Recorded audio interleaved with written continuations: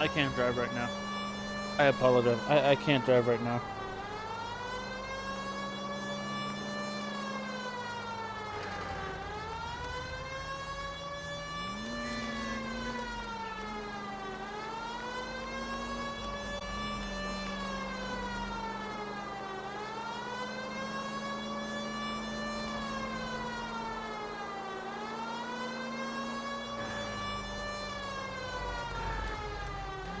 Continue to respond.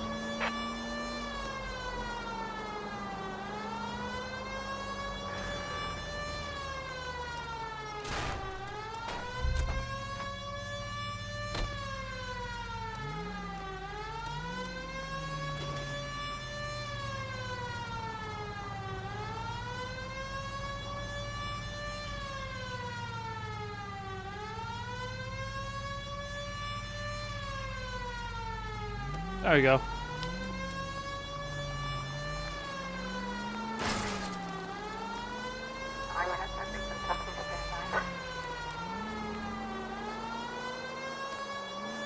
Alright, where the fuck is your house? Cause I passed that, so I was all the way up there. Jesus Christ, your house is far. So I turned right here, then left.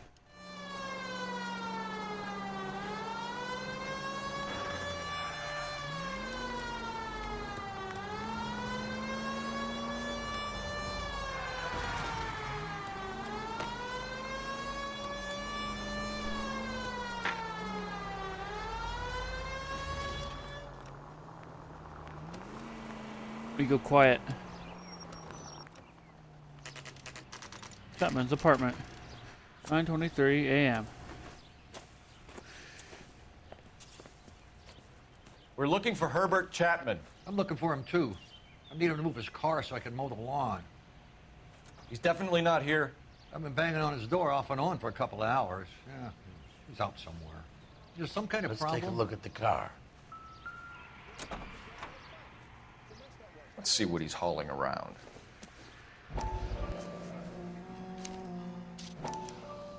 Motive, opportunity, and hard evidence. Mosquito kill.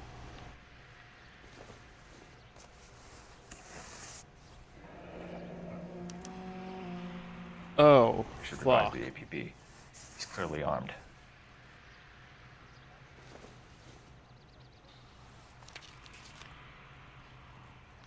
Definitely gives him opportunity.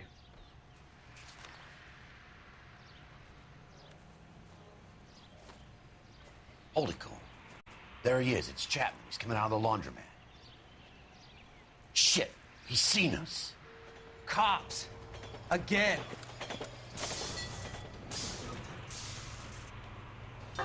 Son of a bitch. He must have caught the trolley. We gotta move fast, Cole. I'll call this in. Get some cars dispatched. Car 11K calling KGPL. Go ahead, 11K. 11K requesting assistance. In pursuit of suspect aboard the 1110 University streetcar. Currently heading east on Melrose Avenue. Advise all units. Suspect is in control of car and driving dangerously. Roger, 11K. All units, officers need assistance on Melrose Avenue. A suspect aboard the 1110 University streetcar headed eastbound. Approach with caution. Suspect is in control of the streetcar and driving dangerously. Units to handle code 3 identified. Stay on his ass, Cole. Don't lose him. Very well.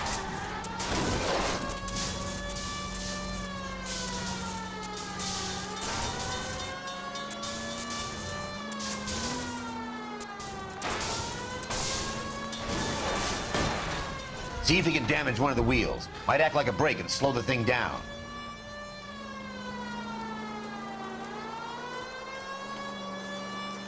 Hold him tight, Cole. As soon as he ditches the tram, we'll be there to grab him. It's no good! We need to get closer! Get me closer to the driver's cabin. I'll plug Chapman. Look, Cole, the side plate's gone. Get me closer. I think I got a shot here.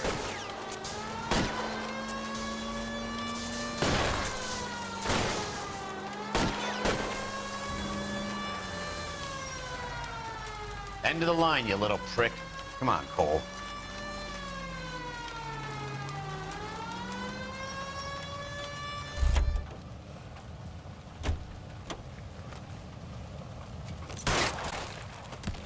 What the fuck?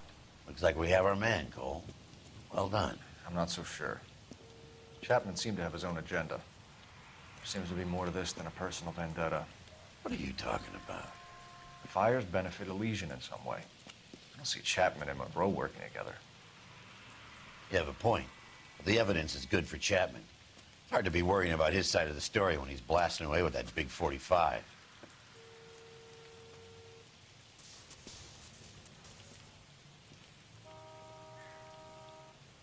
Nice work, gentlemen. Put yourself at considerable risk stopping that trolley and probably saved a lot of lives. Anyone else but you, Phelps, and you'd be up for a bravery award. We've had our eyes on that slippery son of a bitch Chapman for as long as I can remember. I couldn't be happier than to wipe him off the scoreboard. I hope this puts to bed that crazy stuff you had going about Leland Monroe. What were you thinking, Phelps? We'll be calling Richard Nixon a crook next.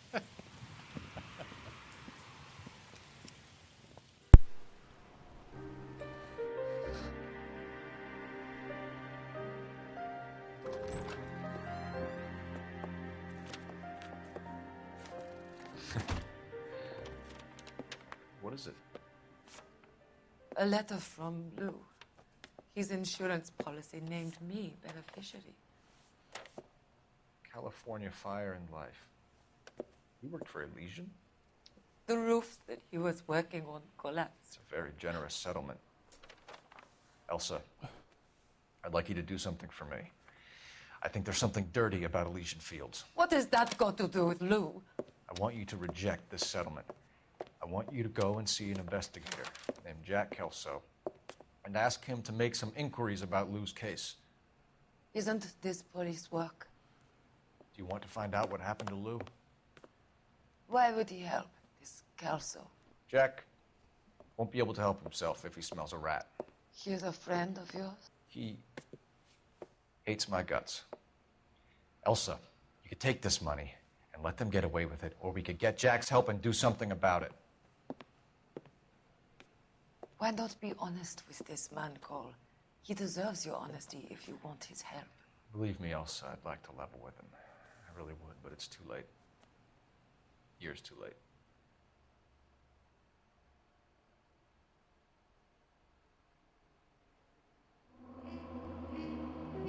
A walk in Elysian Fields. Case goes. Chapman takes his motive and any possible ties to Monroe and Elysian Fields to the grave.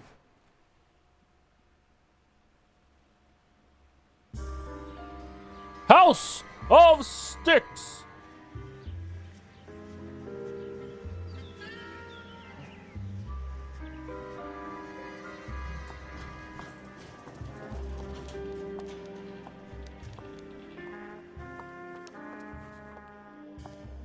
Mr. Kelso? That's what the sign on the door says, miss.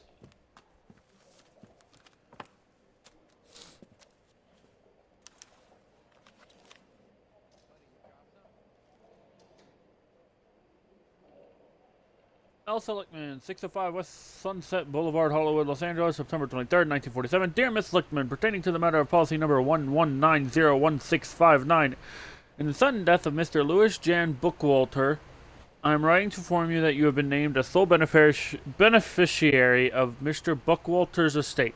Please find attached a settlement check for $20,000, the maximum payable amount in accordance with Clause 4A of the Life Care, Disability, and Accidental Death Policy which Ms. Bookwalter held.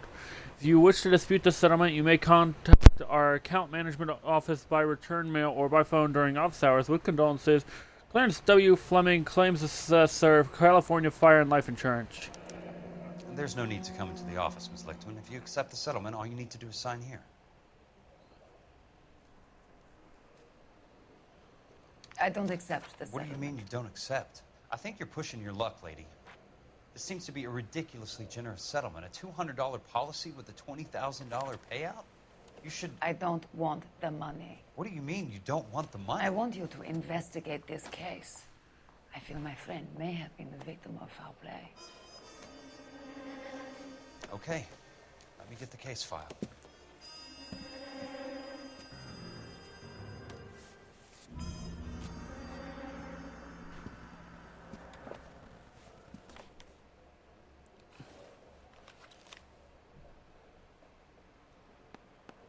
There's got to be more in these files.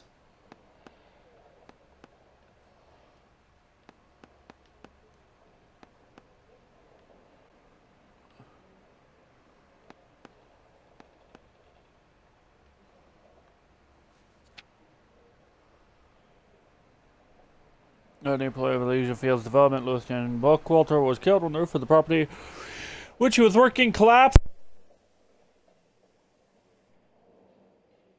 On Tuesday, 28th January at approximately 8:30 in the morning, Mr. Bookwalter was ascending the roof structure of a property at the Normandy Avenue development when a fault in the ridge beam caused it to sag. Witnesses report that Mr. Bookwalter slipped and attempted to right himself by holding onto a ceiling rafter, but the rafter broke. Mr. Bookwalter fell approximately 23 feet to the ground. His falling weight caused several ceiling joints to snap, and knees fell inward along with part of the prefabricated roof truss. An autopsy later revealed that Mr. Bookwalter's cranium was shattered, probably when he struck his head on one of the roof beams. He sustained significant internal injuries as a result of the falling timber and died of internal hemorrhaging approximately 10 minutes after the initial roof collapse. Independent testing of the ridge beam and roof truss had determined that faults in the timber were undetectable prior to installation. Witnesses report that Mr. Bookwalter was following all safety procedures. It is in the opinion of this investigator that the death of Louis Jan Bookwalter constitutes a genuine and unavoidable industrial accident, and no fault could be ascribed to Elysian Field Developments. The insurance benefits associated with the policy should be paid in full to the designated beneficiary. Sounds like your friend took a hell of a fall. Timothy Lee, Senior Sorry Claims for your loss. Investigator, March 1st, 1947.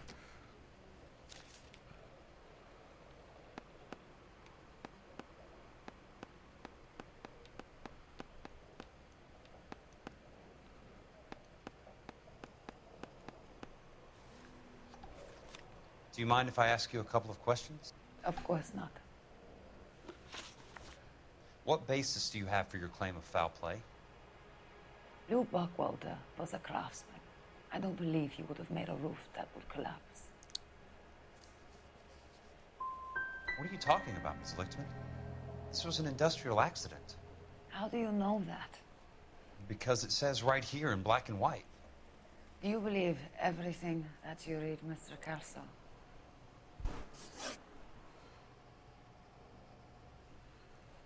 You and Bookwalter weren't married? No. Then how did you become his beneficiary? We were family friends. You expect me to reopen this case because you come in here walking that walk? Well, I'm not buying it. I think you should tell me what the hell is going on. You really want to know? Yes. We were interned together on Ellis Island. Resident alien Germans whose parents had been killed by Nazis. You see the irony in that, Mr. Kelso? We spent 4 years there.